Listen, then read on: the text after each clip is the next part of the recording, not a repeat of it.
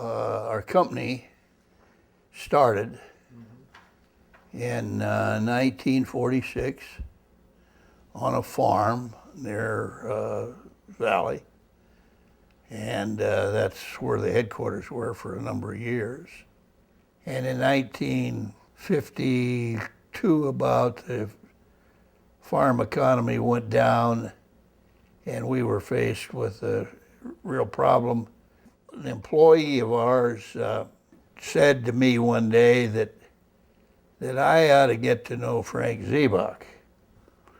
And he knew him, and he said he had a little shop out in Columbus, Nebraska, and he explained to me that he had developed an irrigation system that was quite unusual and that I should take a look at it. So I followed that and went out to Columbus and introduced myself to Frank Ziebach. And after 2 or 3 days of conversation, I ended up buying his little company.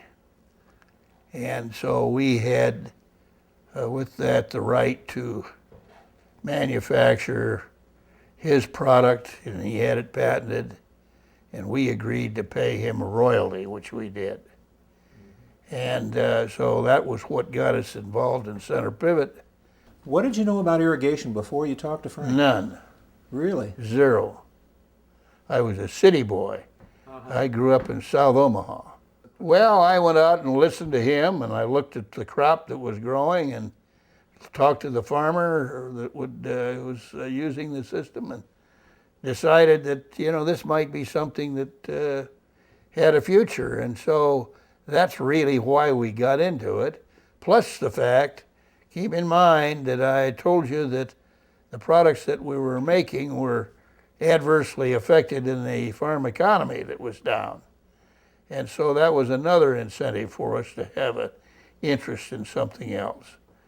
And it took us a number of years to perfect what he had, because the original Center Pivot was a concept.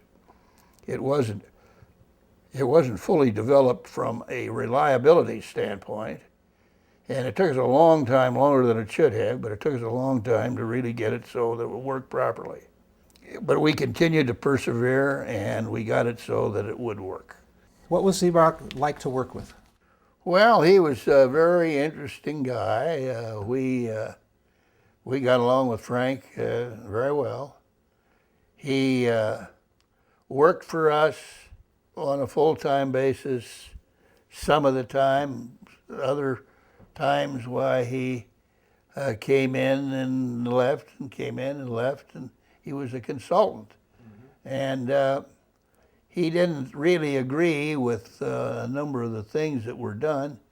As an example, he didn't think it was appropriate to build an electric system. Really? Well, he was in love with the water drive, and that's what he developed, and he thinks that was to be the way to go. And fundamentally, it was the way to go in the beginning. But it was obvious that an electric drive was by far a more reliable means of driving a center pivot system without interruption than was a water drive. In 1954, you had only 7 systems built. And by 1960, we're doing like 50 systems? That sounds about right. How did you survive? Well, we were making other things in our company besides irrigation. Okay. Let's not forget that. That did not support the company back in those early years of Center Pivot. We were making farm machinery items that we were selling, and that supported the company. It wasn't the irrigation system.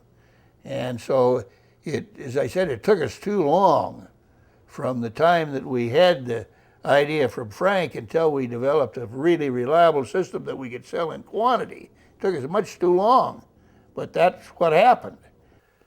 Where so many pivots are installed today, you couldn't grow adequate crops without Center Pivot. And so we've managed to feed millions of people as a result of Center Pivot that would not be properly fed today if it had not been for Center Pivot. Yeah. You're proud of that fact. That's what? You're proud of that fact. Of course. Anybody would be. Yeah, of course. Yeah, that's one of the great things the achievement produced was a wonderful feeling of having done something that important for humankind. Along with it, why, we've enjoyed a good, profitable business.